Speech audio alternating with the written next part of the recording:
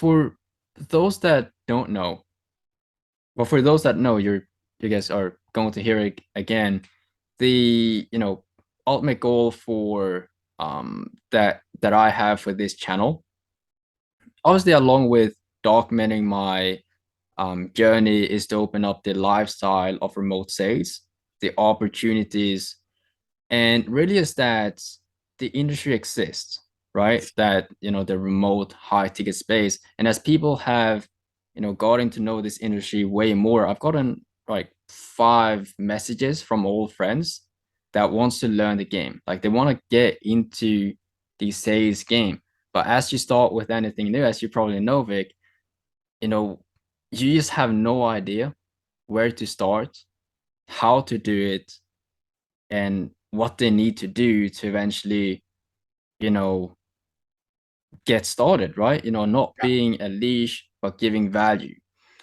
So I'm getting all these questions left and right with opportunities, getting a job, for example, and mindset shift is something we will talk about today.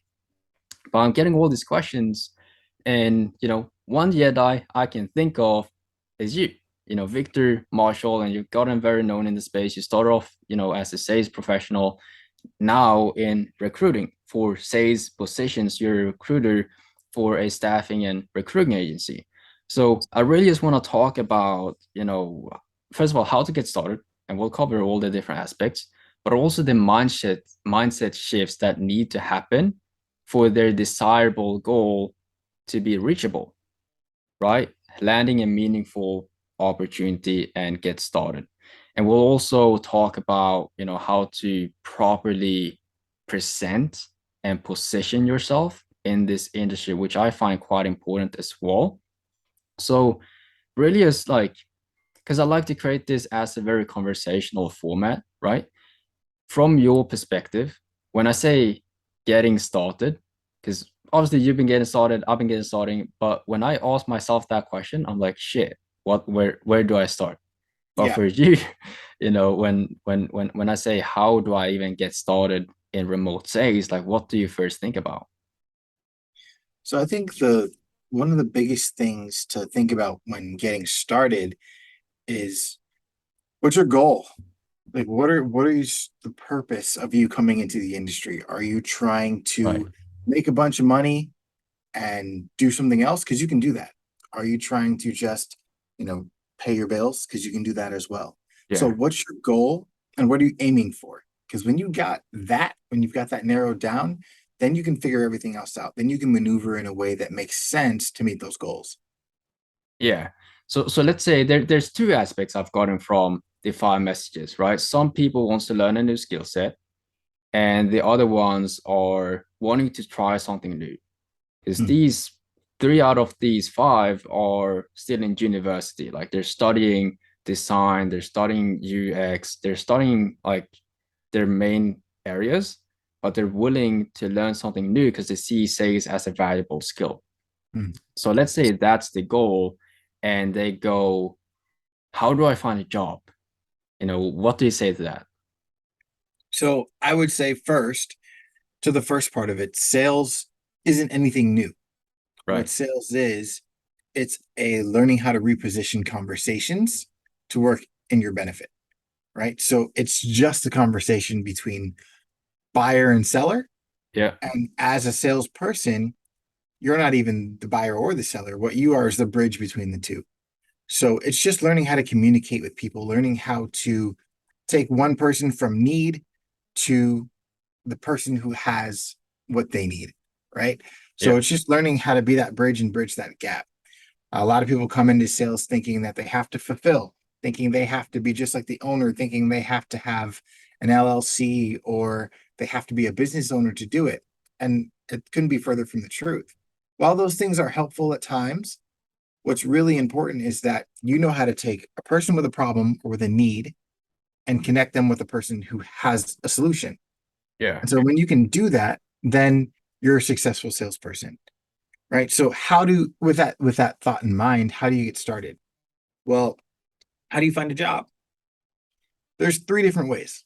You can you can job hunt, job search, and apply to job applications just like you normally would for any corporate gig, right? Yeah.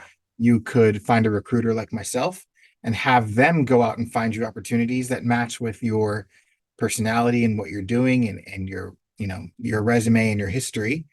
Or you can go network and build those opportunities for yourself. Now, the ways that works are it's like a 70, 25, 5% shift, right? With Right. networking being the 70%. So right now, there's a statistic that says 70% of jobs that are given to anyone come from networking.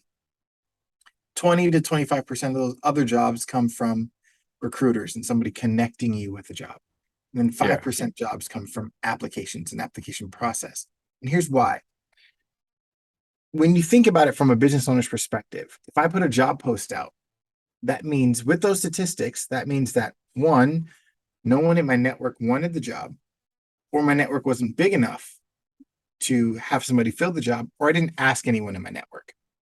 So all three of those things present a certain type of problem, right? Yeah. So either your network isn't big enough, or nobody else wanted it, or you just didn't ask anyone for whatever reason. And then you have recruiters. When you come to a recruiter like myself, we are not trying to find your dream opportunity. What we are trying to do is we are trying to fill our clients with salespeople so that we can help our clients. Yeah. Does it help you as a salesperson? Yes, it does. It helps you 100%, helps you find a job, and we love doing that, being able to help you. But ultimately, we're getting paid from our clients. So if we can keep our clients happy with salespeople, then we're doing a good job. We're eating well and we're doing well. So you coming in thinking that a recruiter is going to, meet every single need and check every box that you have for your dream opportunity, it's a fallacy. And that thinking is going to cause you to fail and cause you to miss out on some great opportunities. I would say when you look at a recruiter, you should look at a recruiter as a stepping stone, as a look at a job that a recruiter gives you as a stepping stone to finding your dream opportunity. So if you're saying, all right, right now I'm coming into the industry and I've got a little bit of sales experience or I have no sales experience, let me connect with a recruiter.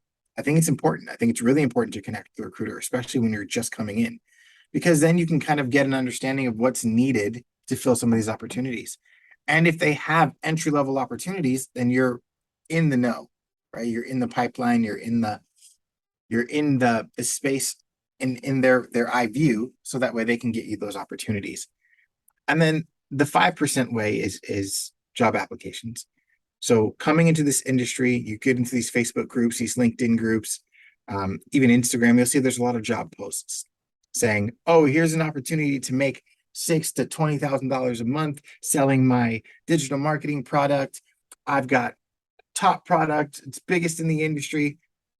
So you're reading all of these things and you're like, yeah, this is great, this is great, this is great. And then you look at the owner of the business or the company, you've never heard of this person before. Well, if their company's so big and so great, then why haven't you heard of them? Why is this somebody that you've never met before? Why they only have 300 friends on Facebook?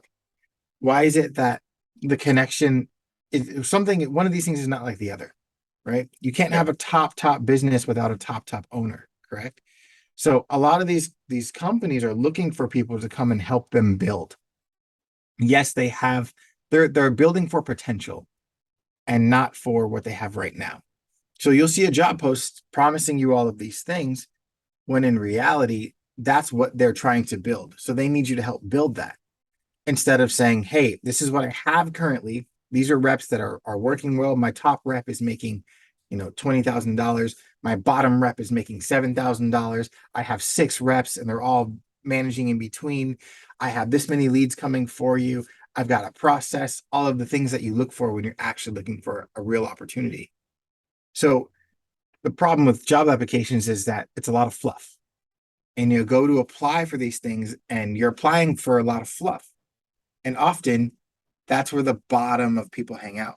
The bottom of people hang out in job opportunity groups on Facebook and all these other sites, and they just apply to every opportunity. And with that comes, as a business owner, if I put an opportunity out and I see, this is what it is, I'll get 100 applicants, right? 100 applicants. Say Yeah. I get 100 applicants. 2 of them might be qualified to fit my role, if it's even a decent role. Two of them might be qualified to fit it. So if I'm one of those two people, I just battled 99 other people for a position that I may not even be in the next couple of months because it doesn't have all the things that I need to help me get to accomplish my goals. So all that to say, when you're looking for a job, there's certain ways to go about it. Yes, you should apply for jobs. I'm not saying don't apply for jobs. Yes, you should talk to recruiters because that's great, but you should also learn how to network and build a job for yourself. Get in and around these business owners who are actually doing something. If you see a post on Facebook, Instagram, LinkedIn, wherever you see a post, it's already too late because that means one of those three things is possible, right? So if you see a job application, it's a job post to apply for, it's already too late. You want to get in the know, get to know that business owner, get in around that business owner before there's ever even a job post, because that means you're much more likely to be the one they think about. Think, oh, yeah, I know a salesperson that could fit this role. David, I've been talking to him. He's been around my people. He's talked to all my crew. I'm going to bring him on. I really like that kid. So Yeah. it's that building of your own network that really helps getting a job. But recruiters is the second best option. So what we do as recruiters is we go out and we look for these companies. We find these companies and we vet these companies and we make sure that they have solid sales processes and make sure that they've got what you need as a salesperson in order to make decent money. Because if you don't do well, we don't get paid. And if the company doesn't do well, we don't get paid. So we're the middleman in between that. But that means we have our own qualifications and our own stipulations that we have that you must fill in order for you to get that position. So Yeah. there's things that come with each one. But those are the three main ways in this industry to get an opportunity. Yeah, and it's so good that you break these down because let's talk about that. Like with we start from the bottom because one of the promises I made to myself when I got these messages, because you know, quite frank, I've been a bottom feeder. I've been applying to job posts. I've been applying, and it wasn't until I did my own, job post on LinkedIn where the LinkedIn AI filtered through, they just disqualified 75 people from the list, and I had like 5 people to look at from just the AI. I had to search for the 75 that even applied, right? So let's break this down because my promise is, I want to help my friends, which is a little bit personal, not become like a leash, but being able to give value, right? Yeah. Because that's the shift that really made me, have the opportunities that I have. So breaking down the 5%, 25%, and 70%, like what's important to think about, because 5% is not zero. So Right. there's still Not hope, right? right. So 5%, like what's the best way to go around when you're actually applying for jobs through, let's say, um, a, there's ClickUp, there's LinkedIn, like all these different third-party apps. Like what's the best way to go about it? So Or is there a good way? let's step back from sales. Right. And I do this on purpose because I think a lot of people get in their head sales is like this crazy thing and it's sales, sales, sales, right? But step back from sales. Yeah. If you are doing something new, right, and you've done something your whole life one way, but you want to learn a new skill, you want to do something new, the best advice I've ever gotten is to not do the same thing you've always been doing. Right? If you're coming into sales because you've been unsuccessful at whatever else you've been doing, why would you carry the same mentality into something new? Try to make it successful. You'll fail automatically. So how do we find jobs in the corporate world? How do we find jobs outside of sales and online? We apply on LinkedIn, we apply on indeed.com, we apply on Monster or whatever. We apply for a job or we go to a staffing agency or recruiting agency, right? Right. So we do all of those things to find a job. So how about we step back and look at it from a different angle? So if I know that all my time before was spent applying for jobs, let me flip that completely on its head and spend a little bit of time applying for jobs, a little bit more time in the recruiting agency space, and then let me go network. And what is networking? We could get into forever on that, but For sure. let me go and just be seen by people. Let me make sure that people see me, they know who I am, they get to know me a little bit, and they understand what I can do for them, and let me find those people and put myself in and around them. So I like to take a step back and say, okay, if I've been doing this my whole life and it's not successful, let me not carry the same attitude, the same spirit, the same mentality into trying to be successful in something new. So let me flip it on its head, completely reverse it, and see if that's not successful for me. So when it comes to applying for jobs, I'm not saying don't do it. You might find a great opportunity in an application, and that's fine. But all your time shouldn't be spent applying. You should be put a little bit of time applying, a little bit more time talking to recruiters and getting to know them, networking with them.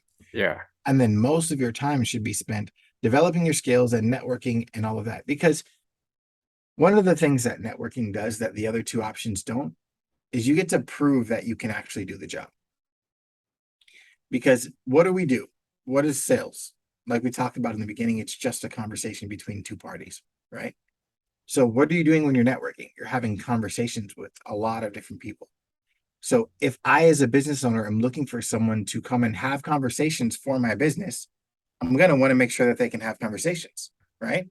Especially if I'm looking for a DM setter, or I'm looking for someone to have conversations with my client base on Facebook or LinkedIn, or be publicly out in the open where other people can see them.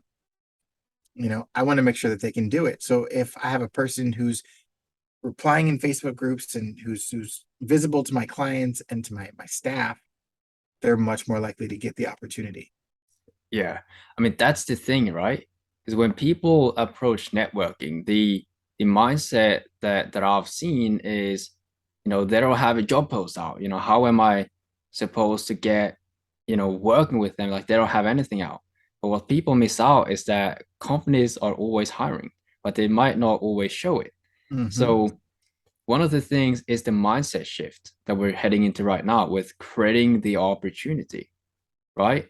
Yeah. You know, when you do reach out to someone, they are quite private. They're still, within social media. They're showing, what they're doing on a daily basis, and they're active.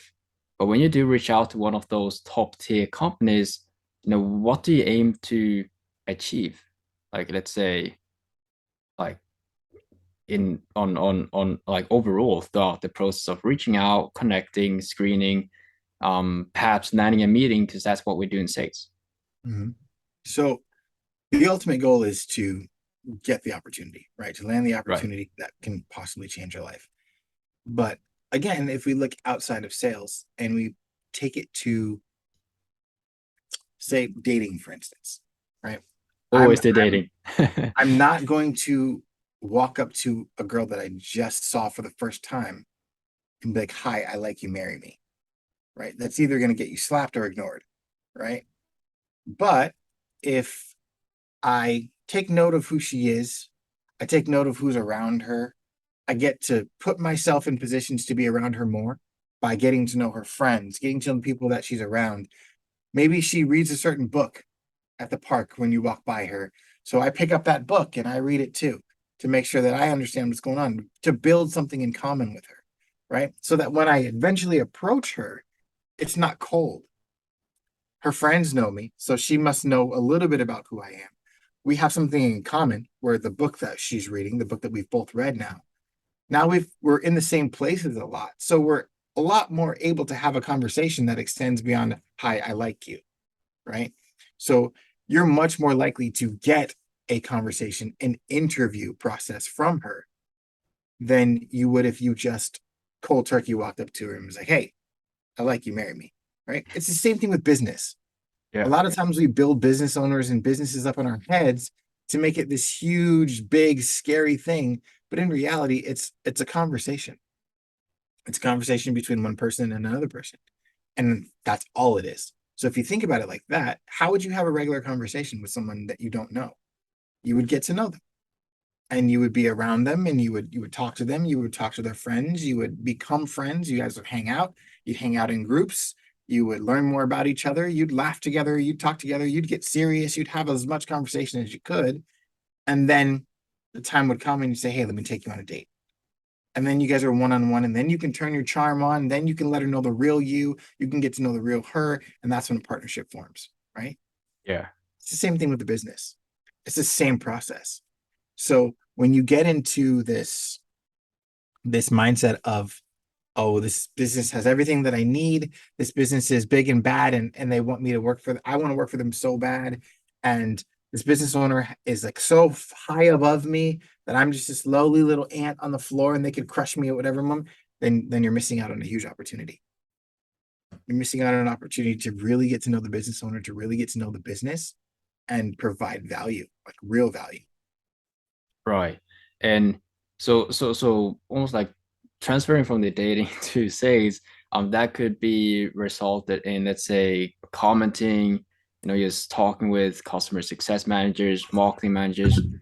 You might have your previous career in marketing. That's how I connect with most of the companies. I connect with the marketing manager because I have this similar mindset that they have. Right. And then you kind of like find a problem, nurture it, and provide value, and then you go for the date. Yep. So that's pretty much like the networking kind of a sphere. So we've talked about a little bit of applications, the networking. Talk to me about recruiters, because you're a recruiter. That's the 25%. That's one fourth out of the cake. Um, I'm sure you as well are having hundreds of DMs every single day. Um, I guess like what stands out for you? Because the ultimate goal of reaching out to a recruiter would be to either connect, add value, or let's say get in your pipeline, which is an interview of some sort. Like what actually stands out to you when people say or raise their hands? Let's put it that So way. so again, let's look outside of sales for a second and think what's the idea when reaching out to a recruiter or anyone? It's to stand out, like you're referring to. You want to stand out. You want to be not just one of the 100. You want to be the one of the 100, right? Yeah. So you want to stand out. And how do you do that? Well, you look at what everybody else is doing and you do the opposite. Because if the whole school of fish is swimming in one direction and you want to be different, you can't swim in the same direction as a school of fish, right? So if you want to stand out and you want to be known and seen, you've got to do something different. So if you notice when you get into these job boards, someone will post a job post and everybody will say, I'm interested, I'm interested, I'm interested, I'm interested, I'm interested. And it's this catchphrase that people are just using, copy and pasting on every post. Yeah. And people see that. If I as a business owner, as a recruiter, see the same person on 6 different posts, I'm interested, I'm interested, I'm interested, I'm not interested in them, right? It's like the girl who you've seen with all of your friends, and you're just like, I don't want anything to do with it, right? I'd be a fool to want anything to do with that. So it's one of those things where you have to do things differently. And when you get into the DMs and you're like, hey, what jobs do you have? It's one of the most common DMs I get, believe it or not. Hey, do you have any jobs available for me?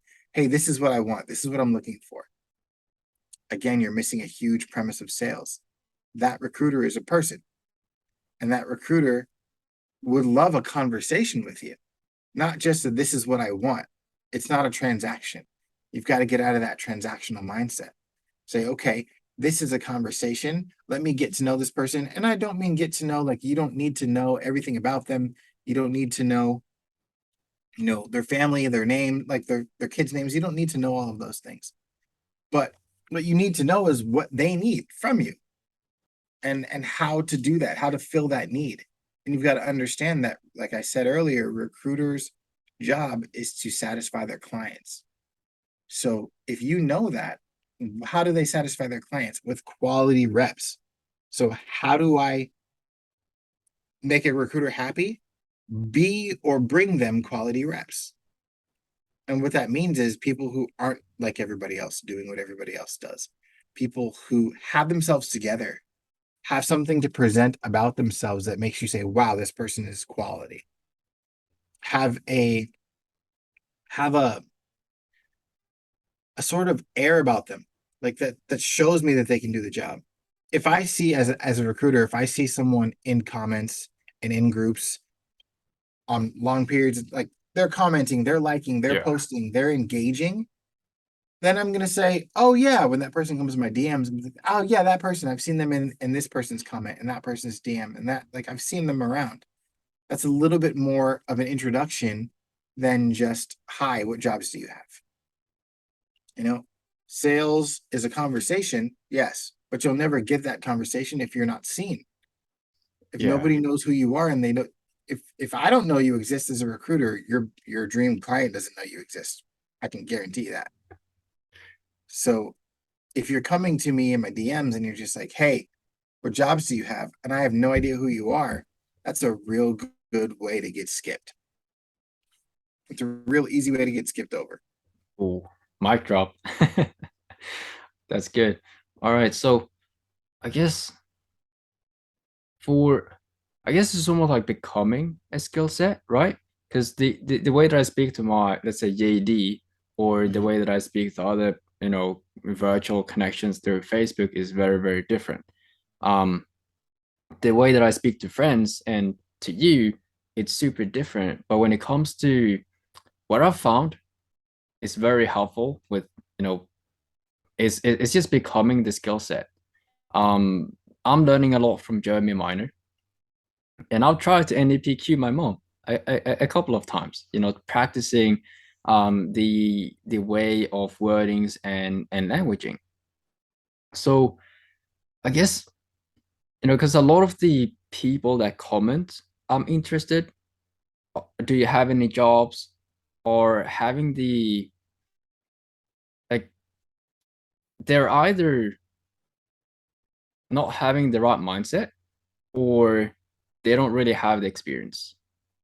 So when someone don't have the experience, they want to get into sales, they know you exist, like, what do you really advise them to do? Like, should they pick up the book, learn some sales tactics right then and there, or I don't know, like, what are some of the options for that person?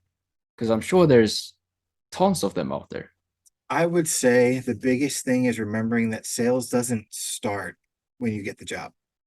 The right? interview process doesn't start when you're on the interview. It starts long before that. As soon as you enter the industry, everything you post is part of your interview process.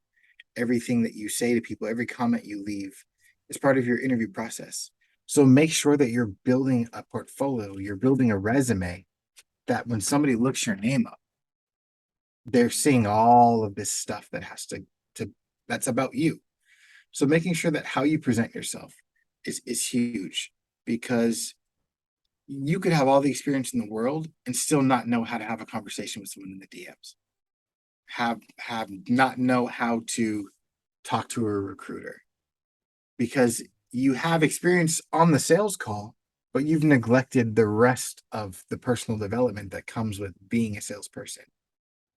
And remember that as a salesperson, you are the talking point of this business. You are the figurehead of this business, the first thing that people see coming into the business.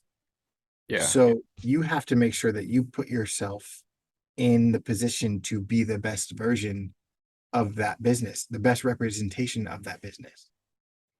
yeah, So for as far as options go, there's a lot. You can buy programs and you can go into trainings and teachings and all of that. And they're all going to tell you different things. But at the basis of everything, it's making sure that you present yourself well, making sure that you show up, making sure that you have those skills that are reliability and curiosity, and you can communicate well, and that you're easy to get along with and easy to talk to because that's what they need. It's a lot easier to fill a position with someone who has those qualities than it is for someone who's got 20 years of experience and don't have any of those qualities. right, right. It's really is where, because I've seen a lot of opportunities are hiring for like the long term, unless they're specified that it's a 2-day event and you need to sell this amount for this period of time. Most are, and the same goes with the recruiter, right? I mean, if you're seeing someone that's been around for, let's say, 3 years, and they switch around with 9 different companies, that tells a little bit about the person as well, doesn't it? Yeah, I mean, there's situations obviously that that warrant that kind of thing. I would say longevity in this industry is 6 to 9 months. Within Um, one opportunity? within one opportunity. There's a lot of turnover in this industry. It's really high. Some reps will stay a month and decide that they don't want to do this anymore and leave. Recruiters try to get people to stay at least 2 to 4 months at very least. Because that's how we get paid. That's you're paying for a product. So we want that product to deliver as long as possible. So if you're one of those type of people who jump and jump and jump from position to position to position, and you're not really stable in what you're doing, we're going to ask a lot of questions before we place you, if we place you at all. Because what Yeah, we're seeing is there's a little bit of disloyalty to yourself and to your goal, and you're taking opportunities you probably shouldn't be taking because you're leaving them quickly. So that means your decision maker is off. You're not clear on what you want. And yeah, so, because a recruiter can't make you take a job, they can't make you stay in a job. But if they're going to offer you something, you saying, hey, this isn't something that I'm looking for something different, is a lot more respectable than taking a job or taking the interview and then quitting like the next day or the next week or whatever. yeah. Because that, you know, that also puts a bad reputation on your back, but also the companies, right? Because as a Yeah. recruiter, you're looking for the best fit. That's why maybe two only qualify out of 200. Mm-hmm. So one of the things that I would say is my biggest piece of advice to people coming in, because this is for your friends and for people who are watching who are coming into the industry and they're newer, right? One of those biggest pieces of advice that I would give is really nail down what you want and what you're looking for. Um, there's a lot of opportunity here, and it's going to develop as you grow, but really nail down what it is that you're looking for, why you're getting into sales. Do you want to buy your mom a house? Are you trying to create a business? Are you trying to, just pay your bills? Are you trying to learn a little bit more about something new? Figure that out and then follow and model people who have done that. I don't say, I hate that fake it till you make it thing. I say Yeah, you got to find people who've done it and model because JD loves to say, and it's so true, success leaves clues, right? So if you look at someone who's got the success that you want and you model that same success, you're not going to be far off, right? You may not be that person because you may not be exactly what they have, or you may not have the skill that they have, or you may not be as talented with whatever that they are, but you're going to be pretty close, and you're gonna be in the same ballpark to use your skills and your talents to grow it in another direction. But you're going to have the success that leads up to that. So to wrap it all up, I would say that if you're going to come into sales and you're brand new, really just take some time to find out what you need and what you want. And then the industry is full of people who are successful. Find those yeah, people, ask them questions. One thing about salespeople is we love the chat. So ask them questions, latch on to them and say, hey, I really would love to know how you did this. I'm coming into sales. I'm trying to model your type of success, and I would really love to know how you got to where you got. And then yeah. implement, build habits, and start daily implementing certain things to make you grow and to help you grow. There's tons of programs, there's tons of everything out there. I'm sure David could tell you a few really good ones that will help you get to where you want to be. And I think that's the best advice I can give to someone coming That's really solid advice. And I'd say, with the business owners that you may reach out to, because everyone wants a next level, right? So as we as salespeople just looking at the realm, we are really just designed to find a problem and provide the solution for it. And providing a solution, it may not just be a package or someone from someone else's company, but if you treat yourself as your own business, right, the fulfillment is your sales, and you provide them for a problem that you solve, in. Right. right? That's another thing that shifted a huge lot of you know mindset, a lot of mindset in that. But yeah, man, appreciate you having, jumping on this interview and all the love. Thanks, man. I appreciate it. Appreciate it so much. I hope that it was impactful and that you guys got something from it. And yeah, dude, love talking to you. Cool, man. Gonna peace out. Yeah. All right, bye.